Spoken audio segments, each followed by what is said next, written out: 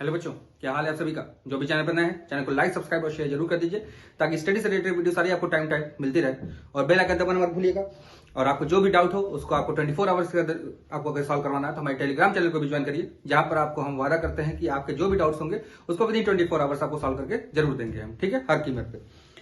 जो हम लोग कोऑर्डिनेट ज्योमेट्री शुरू किया था हमने, बीच में हमने कुछ ट्रिक्स के वीडियो डाले थे जो आपको पसंद आए होंगे। जो कैलकुलेशन कोएफिशिएंट और मीन एंड वेरिएंस निकालने के मेथड मैंने बताया, शॉर्टकट तरीके कैसे कैसे कैलकुलेटर के थ्रू निकाल सकते हैं, क्योंकि आईएससी बोर्ड में कैलकुलेटर अलाउड है FX82MS, तो आप उसके बेसिस पे उसको निकाल सकते हैं। लेकिन सीबीएसई बोर्ड में तो आपको फॉर्मूले के बेसिस पे करना पड़ेगा। तो फॉर सीबीएसई बोर्ड्स के लिए मैं अलग से एक वीडियो प्रोवाइड कर दूंगा जिसमें फॉर्मूले के बेसिस पे कैसे करते हैं वो भी मैं बताऊंगा। फॉर्मूले कितने टाइप के होते हैं और क्यों क्यों सारे फॉर्मूले यूज हुए ये भी मैं बताऊंगा, ठीक है। फिलहाल हम जो स्ट्रेट लाइन कर रहे थे, कोऑर्डिनेट ज्योमेट्री भी हमने शुरू किया था, उसका इंट्रोडक्शन मैंने आपको दिया था। इंट्रोडक्शन में मैंने आपको कोऑर्डिनेट ज्योमेट्री कहां से आया, क्या क्या चीजें बातें थी, सब चीज मैंने आपको डिटेल में बता दिया था। सेंट्रॉइड, इन सेंटर, ऑर्थो सेंटर, सब चीज के बारे में बताया था। आज हम लोग स्ट्रेट लाइन के बारे में सीखने जा रहे हैं। कोऑर्डिनेट ज्योमेट्री में सबसे पहला टॉपिक आता है स्ट्रेट लाइन, फिर आएगा हमारे पास सर्किल, फिर आएगा पैराबोला, फिर आएगा एलिप्स, फिर हाइपरबोला, फिर सबका जनरलाइज फॉर्म आता है, ठीक है। तो जनरलाइज फॉर्म सबसे पहले स्ट्रेट लाइन को शुरू करते हैं, फिर सर्कल्स पे आते हैं। स्ट्रेट लाइन में जो अगर आईएससी बोर्ड के पॉइंट ऑफ व्यू और सीबीएसई बोर्ड के पॉइंट ऑफ व्यू से हम लोग बात करें तो जो क्लास 10th में आप पढ़ कर आए हैं उतनी चीजें आपके सिलेबस से रिड्यूस कर दी गई हैं। खाली क्लास 12th में जो आपने पढ़ा हुआ है, क्लास 11th में जो आपने नया पढ़ा है, बस वही चीजें हैं। लेकिन मैं स्ट्रेट लाइन को मैं बेसिक से ही शुरू कर रहा हूँ। जो आपने 10th में पढ़ कर आया उसका बस मैं इंट्रोडक्शन दे रहा हूँ। उसके एक्सरसाइज का सोल्यूशन मैं आपको प्रोवाइड नहीं करूंगा। अगर आपको कोई भी एक्सरसाइज में किसी भी प्रॉब्लम आती है तो आप उससे टेलीग्राम चैनल के थ्रू या कमेंट करके भी आप सेक्शन में पूछ सकते हैं हमसे, ठीक है। चलिए आज शुरू करते हैं स्ट्रेट लाइन, ताकि थ्योरी हम लोग के पास दिमाग में क्लियर है। देखिए स्ट्रेट लाइन शुरू करते, स्ट्रेट लाइन का मतलब क्या हो गया कि एक ही, ये देखिए ये दो पॉइंट है, इनके बीच में जो ये पॉइंट, दो पॉइंट को इनफाइनाइट नहीं, स्पेस में कोई भी दो पॉइंट लीजिए, दोनों पॉइंट को अगर आपस में हम ज्वाइन कर दें तो जिस लाइन के थ्रू ज्वाइन होता है उसी को हम लोग कहते हैं क्या, स्ट्रेट लाइन। क्या बोलते हैं हम लोग, स्ट्रेट लाइन। दो पॉइंट को लेकर हम लोग क्या करें, स्केल के थ्रू अगर अटैच करें तो क्या बनेगा मेरा, स्ट्रेट लाइन बनेगा। स्ट्रेट लाइन में सबसे पहले चीज हम लोग को जो सीखनी होती है स्ट्रेट लाइन निकालने के लिए कि स्ट्रेट लाइन क्या होता है, तो कोऑर्डिनेट ज्योमेट्री में हमने पढ़ा था कि एक्स एक्सिस वाई एक्सिस होता है, ठीक है। हम लोग को सबसे पहला टर्म जो इसमें सीखना है that is known as slope, दूसरा नाम इसका है ग्रेडियंट। दूसरा नाम इसका क्या रखा गया, ग्रेडियंट, रिप्रेजेंटेड बाय एम। किसे रिप्रेजेंट करते हैं भाई, एम से रिप्रेजेंट करते हैं, ठीक है। अब मैथ्स का सबसे बेसिक चीज जो होता है यही होता है ग्रेडियंट, स्लोप जिसको हम लोग बोलते हैं। चाहे मैथ्स का कोई भी डिपार्टमेंट उठा लीजिए, चाहे ट्रिग्नोमेट्री, चाहे आप कैलकुलस, चाहे कोऑर्डिनेट ज्योमेट्री, सबका बेसिक बस एक चीज है दैट इज स्लोप। अब आप पूछेंगे सर ये कैसे हो सकता है, तो थोड़ा ध्यान से देखिए। अगर आप स्लोप के बारे में जानते हैं, स्लोप जो होता है ये tan थीटा के इक्वल होता है। तो देखिए ट्रिग्नोमेट्री आ गया, क्या हो गया, ट्रिग्नोमेट्री। अब स्लोप ही जो होता है कोऑर्डिनेट ज्योमेट्री में y2 minus y1 upon x2 minus x1 होता है। अगर दो कोऑर्डिनेट दिए रहे, एक कोऑर्डिनेट मेरा क्या हो x1 कामा y1 और एक कोऑर्डिनेट क्या हो मेरा x2 कामा y2, तब ये हो जाता है। और यही हमने कैलकुलस जब डिफरेंशिएशन में आपको बताया था, लिमिट्स एंड डेरिवेटिव्स में, तो बताया था यही dy/dx होता है। देखिए स्लोप ही था, ये ट्रिग्नोमेट्री बन गया, ये कोऑर्डिनेट बन गया और ये आपका कैलकुलस बन गया, दिख रहा है। तो यानी कि मैथ्स में जो बेसिक चीज है जहां से मैथ्स का ओरिजिनेशन होता है दैट इज क्या है भाई, स्लोप है। स्लोप मतलब ग्रेडियंट है, ठीक है। तो स्लोप के बारे में आपको पता चल गया होगा, स्लोप क्या चीजें होती हैं। अगर एंगल दिया रहेगा, अच्छा अब यहाँ पे सबसे बड़ा क्वेश्चन उठेगा कि ये थीटा क्या चीज होता है भाई, जो आप क्लास 10th पर है, बस उसी को मैं थोड़ा सा रिकॉल करा दे रहा हूं ताकि आपके दिमाग में बैठा रहे। देखिए ये लाइन पास की है, ये एंगल को थीटा कहते हैं, ठीक है। यानी कि जो थीटा है कहा जाता है क्या, angle made by line with positive direction of x axis. X axis के पॉजिटिव डायरेक्शन से जो लाइन एंगल बनेगा that is known as theta, ठीक है। देखिए थीटा हो गया। इसमें प्रेजेंट कोई दो पॉइंट ले लीजिए, एक पॉइंट मान लीजिए x1 y1 है, एक पॉइंट कहीं मान लीजिए यहां पर, यहां पॉइंट है x2 y2, तो इनका slope x2 minus x1 upon y2 minus y1 हो जाएगा, ठीक है। अब दूसरा चीज dy/dx, स्लोप जो होता है टेंजेंट, किसी कर्व के टेंजेंट का जो स्लोप होता है दैट इज नोन एज क्या, dy/dx, इसीलिए dy/dx भी स्लोप ही होता है। तो ये तीन चीज आपके दिमाग में बैठ जानी चाहिए। अब आपके दिमाग में एक प्रश्न उठ सकता है, क्या सर लाइन के इक्वेशन को भी डिफरेंशिएट करके उसका स्लोप पता चल सकता है। तो हाँ भाई, लाइन के डिफरेंशिएशन को भी अगर आप डिफरेंशिएट करने आता है, अगर आप डिफरेंशिएट करेंगे तो आपको उसका स्लोप ही मिलेगा। जैसे छोटा सा एग्जांपल ले लीजिए, y इक्वल्स टू मान लीजिए 2x प्लस 3 दिया, का इसका स्लोप बताइए, तो y का डिफरेंशिएशन आपको पता है dy/dx हो जाएगा, 2 बाहर होगा, x का 1 हो जाएगा, प्लस 0 हो जाएगा, तो dy/dx इक्वल्स टू कितना आ गया, 2 आ गया। और यही क्या होगा आपका m होगा भाई। तो यानी कि दुनिया के किसी भी कर्व के इक्वेशन को डिफरेंशिएट करेंगे तो हमेशा उसका टेंजेंट का स्लोप दिया जाता है, लेकिन लाइन ही एक टेंजेंट होती है, इसलिए लाइन के इक्वेशन को डिफरेंशिएट करने पे उसका खुद का स्लोप दिया जाता है। ठीक है, ये बात अपने दिमाग में बैठा रहिएगा। छोटी छोटी बातें जो आज हम लोग ट्रिप्स सीखेंगे जिससे हम लोग का आगे का एक्सरसाइज हमारे लिए आसानी से सॉल्व हो जाए। ठीक है, अब ये दो चीजें अगर आपके दिमाग में क्लियर हो गई हो, स्लोप क्या होता है, कहां से क्या क्या चीजें होती हैं, तो इसके बाद दिया जाता है कि इफ लाइन्स आर पैरेलल और कोइंसाइडिंग, ध्यान समझिएगा भाई, पैरेलल भी हो सकता है, कोइंसाइड भी कर सकता है। पैरेलल होने का मतलब क्या हो गया, ऐसे, कोइंसाइड करने का मतलब क्या हो गया, एक दूसरे के ऊपर ओवरलैप कर जाना। दोनों के केसेस में slope of 1 equal to slope of 2 होना चाहिए, यानी कि m1 इक्वल टू क्या होना चाहिए, m2। दो लाइन अगर अलग अलग हैं, दोनों आपस में अगर पैरेलल दी गई हैं या आपस में कोइंसाइडिंग है, तो दोनों स्लोप आपस में क्या होना चाहिए, इक्वल होना चाहिए। ठीक है, अब अगर if lines are perpendicular then m1 dot m2 किसके इक्वल होता है, -1 के इक्वल होता है। ठीक है, यानी कि जो दोनों का प्रोडक्ट होता है स्लोप का, दैट इज इक्वल टू -1। थोड़ा यहां ध्यान से देखिएगा, सोचिएगा थोड़ा सा, इसको इस तरह याद रखिएगा, slope of one line is negative reciprocal of other line. ठीक है, ये स्टेटमेंट याद रखिएगा, ज्यादा बेहतर आपको व्यू क्लियर रहेगा दिमाग में और इसे जल्दी सॉल्व हो जाएगा। छोटा सा एग्जांपल ले लेते हैं हम लोग। मान लीजिए मैंने कहा कि slope of one line is 2/3, find is slope for perpendicular line. इसके परपेंडिकुलर लाइन का स्लोप बताइए, तो m2 जो आप बताएंगे -3/2, निगेटिव किया और रेसिप्रोकल, निगेटिव लगाए और रेसिप्रोकल कर दीजिए, तो इससे आपका इजीली निकल जाएगा, ज्यादा आपको दिमाग लगाने की जरूरत नहीं होगी। जैसे यहां से अगर थोड़ा ध्यान से देखिए तो यहां से भी वही आ रहा है, m1 इक्वल टू -1/m2, देखिए ध्यान से।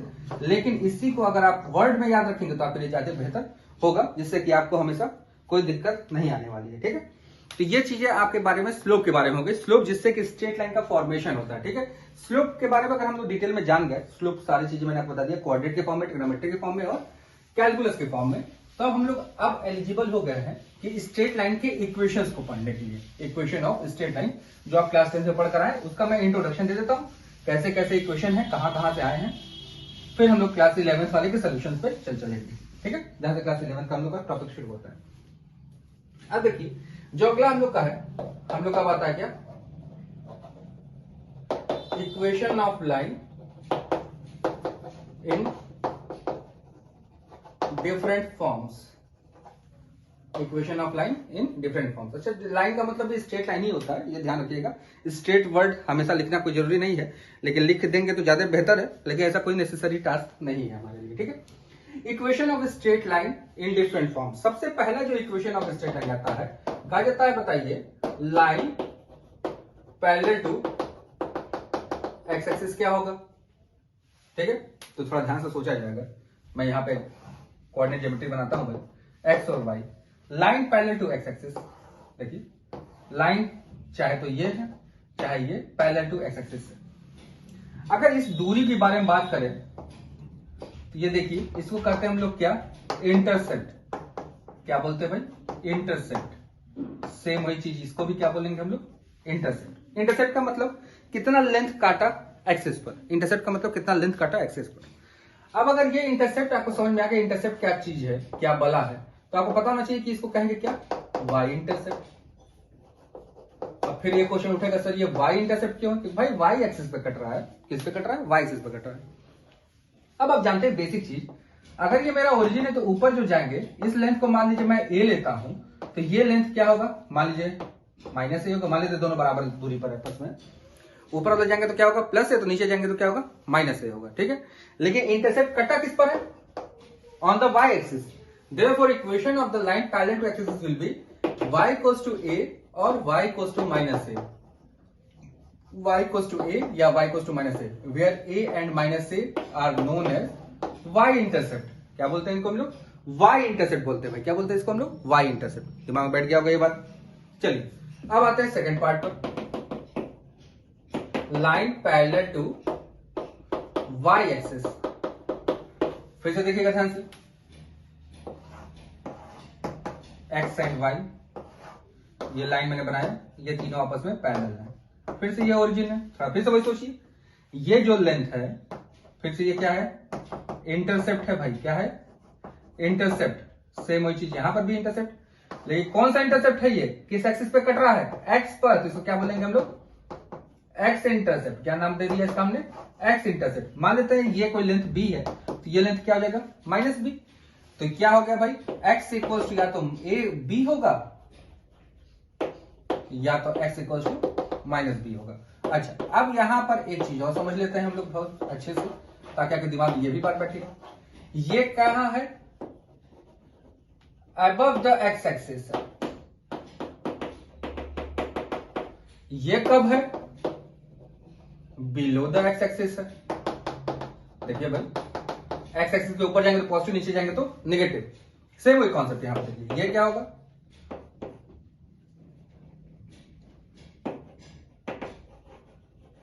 Right side to the y axis है, और इस वाले में जाएंगे तो क्या होगा, left side to the y axis. Same वही कॉन्सेप्ट कि भाई एक्स वाई के राइट हैंड साइड जाते हैं तो पॉजिटिव, लेफ्ट हैंड साइड जाते हैं तो नेगेटिव होता है। ये इतनी बातें आपके दिमाग में बैठ गई होंगी, ठीक है। ये सब चीजें आप क्लास 10 में पढ़ कर आए, बस मैं आपको ये रिकॉल करा रहा हूँ कहां से क्या क्या चीजें आई थी, क्या क्या टर्म्स यूज होते थे, क्या नाम था, ये सब नाम दिमाग में बैठा रहना चाहिए।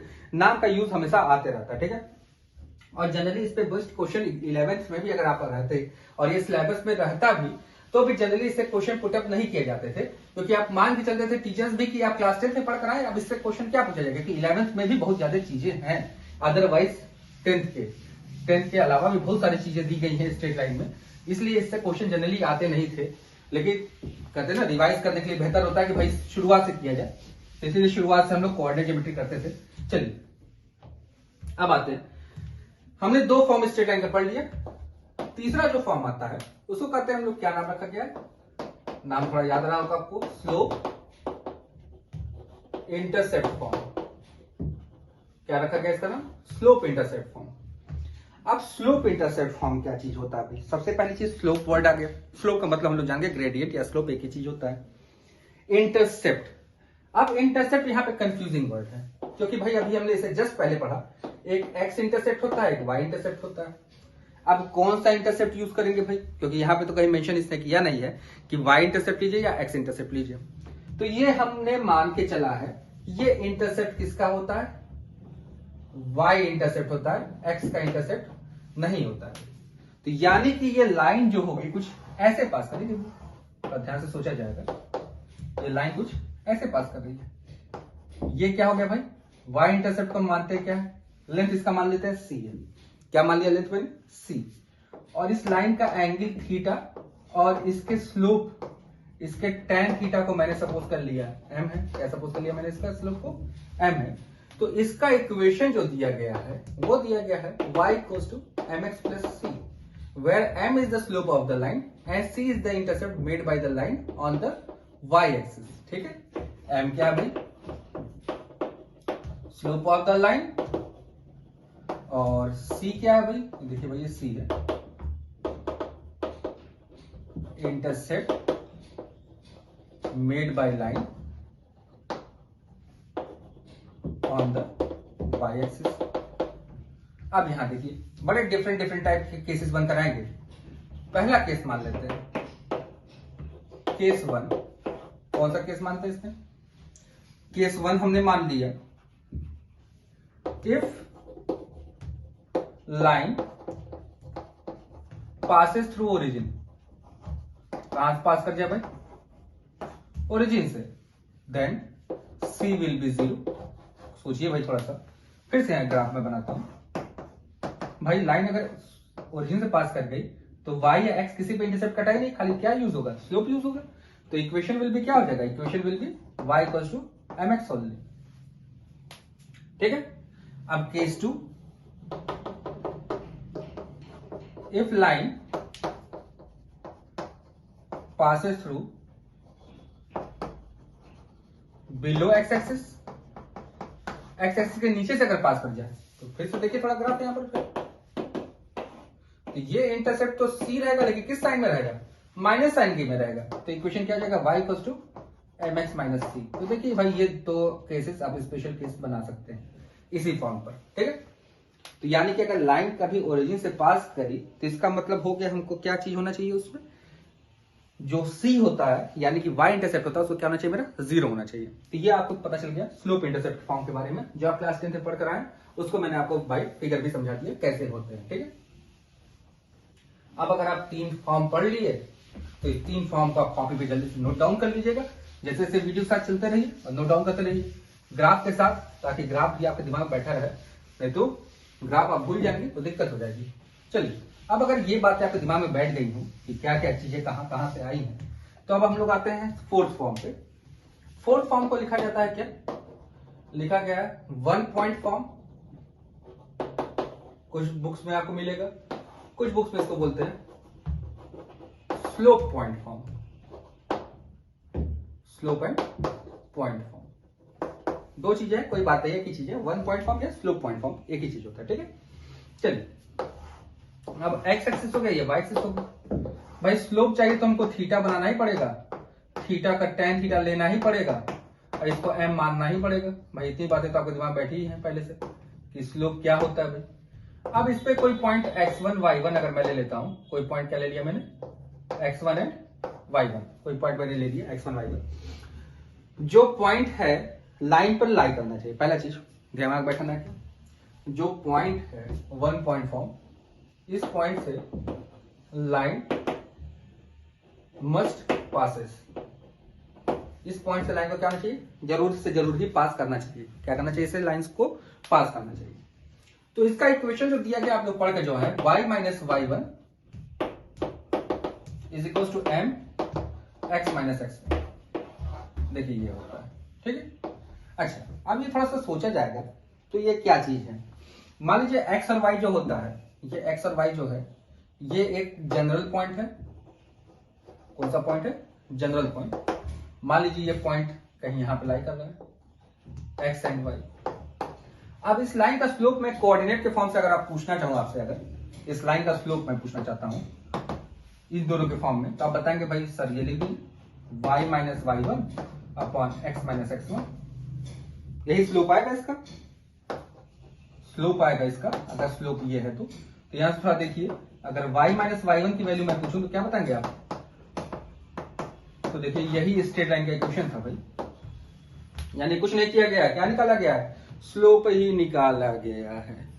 दिख रहा है ये बातें, तो बहुत ध्यान समझिएगा, बहुत आराम से सब चीजें देखिए, बस स्लोप का ही खेल है पूरे इक्वेशन में, जितने भी जाएंगे हम लोग हर जगह स्लोप का ही खेल है।